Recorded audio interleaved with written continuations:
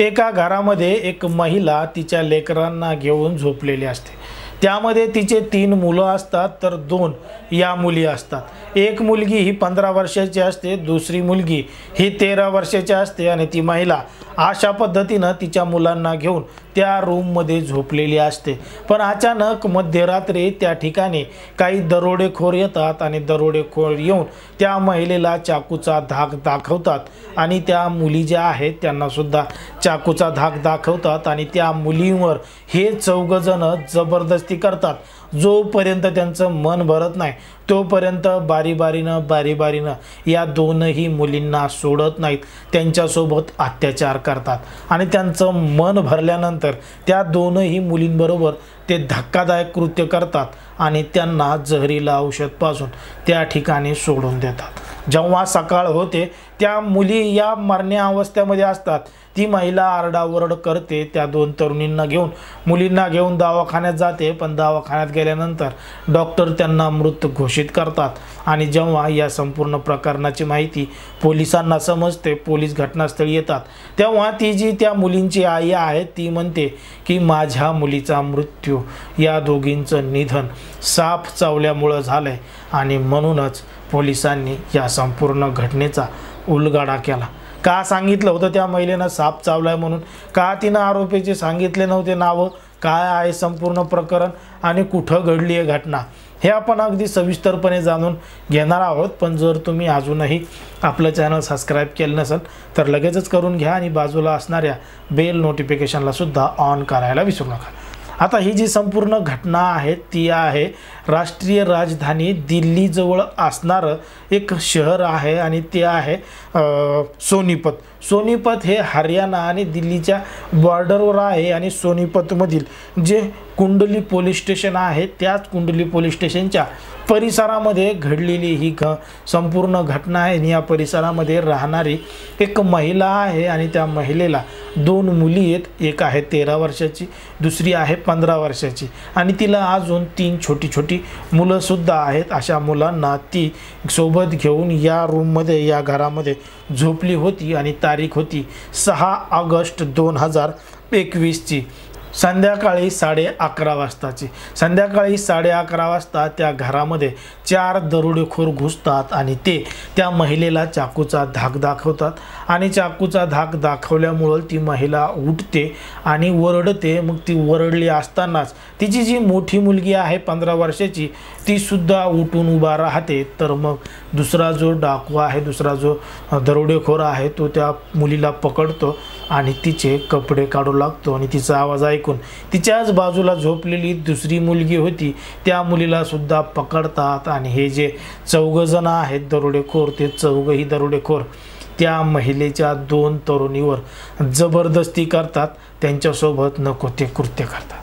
आता बारी-बारीनं हे 4 जण त्या 2 मुलींसोबत बराच वेळ अशाच पद्धतीनं करतात। जोपर्यंत त्यांचं मन भरत नाही तोपर्यंत ते त्याच पद्धतीनं करत राहतात आणि त्यांच्यासोबत एक जहरीलं औषधसुद्धा त्यांनी आणलं होतं आणि ते औषध त्यांचं सगळं कृत्य झाल्यानंतर त्या ज्या मुली आहेत त्यांच्या तोंडामध्ये बळजबरी टाकतात, त्यांना बळजबरी जहरीलं औषध पाजतात आणि त्या महिलेला धमकी देतात की जर तू ही घटना कोणाला सांगितली, जर तू हे प्रकरण कोणाला सांगितलं तर आम्ही तुला तर ठार करू, पण तुझे जे 3 मुलं आहेत छोटे आम्ही त्यांना सुद्धा ठार करू आणि या 2 मुलींना सुद्धा ठार करू।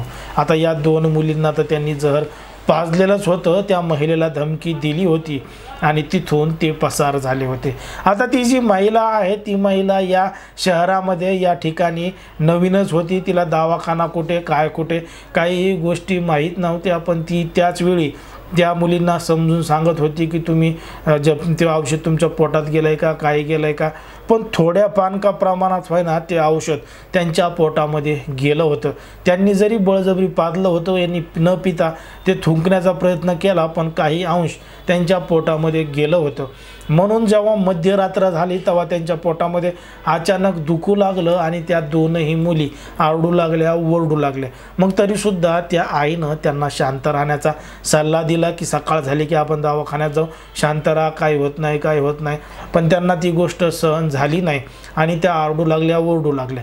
मग त्यांच्या बाजूला राहणारे जे लोक होते, गोष्ट त्यांच्या लक्षात आली आणि संध्याकाळी आवाज कुठून येतोय, काय येतोय म्हणून त्यांनी या महिलेच्या घराकडे धाव घेतली आणि महिलेला घडलेला संपूर्ण प्रकार विचारला. तेव्हा त्या महिलेनं सांगितलं की माझ्या मुलीला साप चावला आहे आणि म्हणून त्या दोघी अशा पद्धतीनं करत आहेत.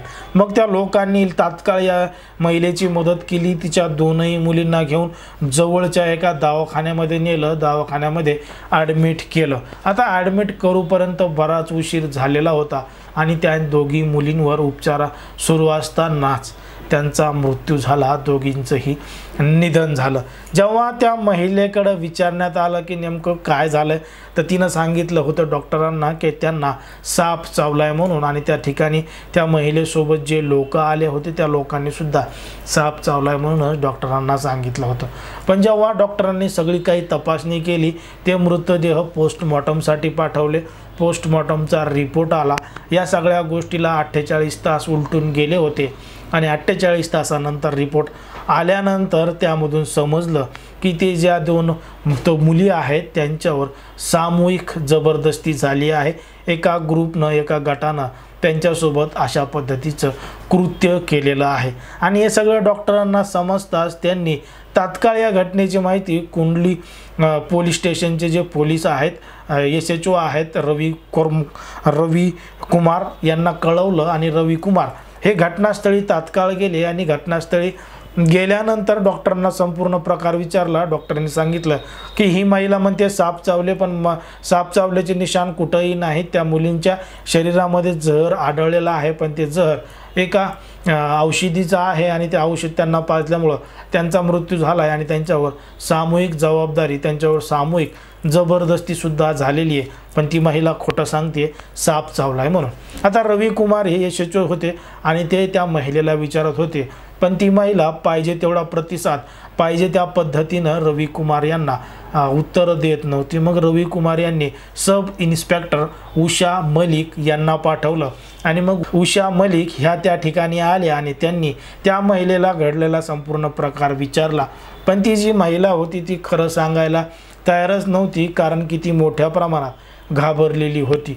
पण जेव्हा सब इन्स्पेक्टर उषा मलिक यांनी त्या महिलेच्या घरी जाऊन संपूर्ण तपासणी केली, तर परिसर पाहिला, ती जी सांगत होती की साप साप साप, तिथं काहीही आढळून आलं नाही. किंवा ज्या पद्धतीनं साप आला असता तर सगळं काही सामान पांगलं असतं, ते कुठं गेलं, काय गेलं, शोधाशोध लोकांनी केली असती. पण तशा कुठल्याही पद्धतीनं काही झालेलं नव्हतं. म्हणून त्या महिलेची कसून चौकशी उषा मलिक यांनी केली आणि मग ती महिला राहिली नाही, खोटं बोलू शकली नाही आणि तिनं घडलेला संपूर्ण प्रकार सांगितला. त्या महिलेनं सांगितलं की 6 ऑगस्ट 2021च्या रात्री तिच्या घरामध्ये तिच्याच परिसरामधले आजूबाजूला राहणारे 4 गुंड आले होते आणि त्या 4 गुंडांनी तिच्या मुलीसोबत जबरदस्ती केली होती आणि त्यांनी चाकू लावून धमकी दिली की जर तू कोणाला सांगितलं तर तुझ्या लेकरांना ठार करू म्हणून त्या महिलेनं ही गोष्ट कोणाला सांगितली नव्हती. त्या महिलेला जेव्हा त्या आरोपीचे नाव विचारले तेव्हा त्या महिलेनं त्या आरोपीचे नाव सांगितले आणि त्या आरोपीचे नाव आहेत अरुण पंडित, फुलचंद, दुखन पंडित, राम सुहाग. अशा पद्धतीचे ते 4 आरोपी आहेत आणि हे 4 आरोपी मूळचे बिहारचे आहेत. बिहारमधून ते कामधंद्यासाठी या ठिकाणी आले होते, या परिसरामध्ये राहत होते. यामधला जो मुख्य आरोपी आहे अरुण पंडित, हा तर त्या महिलेच्याच वयाचा आहे आणि त्या महिलेला जी 15 वर्षाची मुलगी होती त्याच वयाची मुलगी या अरुण पंडितला आहे. तरीसुद्धा त्यानं त्याच्याच मुलीच्या वयाबरोबर नको ते कृत्य केलं होतं आणि म्हणून पोलिसांनी या 4ही आरोपींना ताब्यात घेतलं आणि त्यांना पोलीस कस्टडीमध्ये नेलं.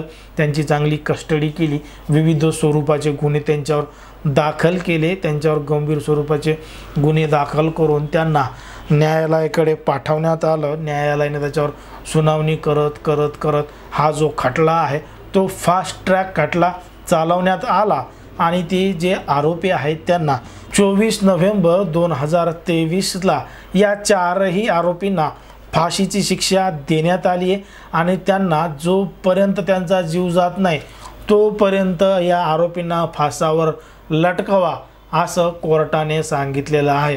कारण की अशा मानसिकतेचे लोक जर समाजामध्ये राहिले तर हे समाजाला दूषित करतील आणि समाजावर यांचा परिणाम होईल। म्हणून अशा आरोपींना या जगामध्ये राहण्याचा काहीही अधिकार नाही, म्हणून त्यांना आता थेट फाशीची शिक्षा सुनावलेली आहे।